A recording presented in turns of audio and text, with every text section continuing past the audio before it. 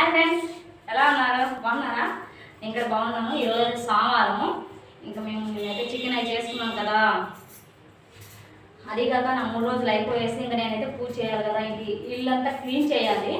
ఇప్పుడైతే అంతా బూజు అంతా తుడిచేసేస్తాను, అంతా క్లీన్ చేసేస్తాను.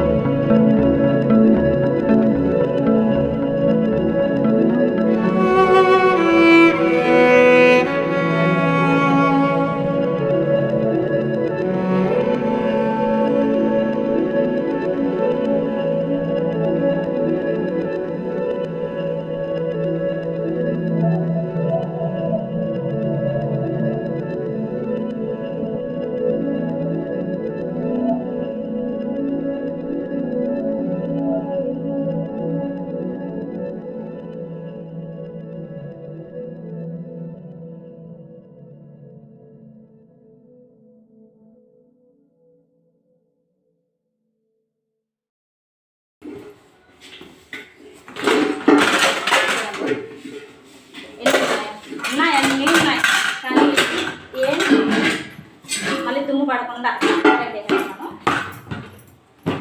ఇవన్నీ ఇంకా సర్ది పెట్టేసుకుంటా, క్లీన్ చేసేసుకొని సర్ది పెట్టేసేసుకుంటా. ఇవన్నీ కొన్ని అయితే బాత్రూమ్ పట్టి క్లీన్ కడిగేసేస్తాను, కొన్ని అయితే తుడిసి పెట్టేసేస్తాను. నార్మల్లో అట్లా మనకి ఎట్లా పండగ వస్తుంది ఎట్లా చేయాలి కాబట్టి చేసేస్తాను. ఇవన్నీ నేను సర్దేసిన తర్వాత మీకు చూపిస్తాను. ఇంక ఇదైతే సర్దటం అయిపోయేస్తుంది. గుడ్డ అయితే దించేస్తాను.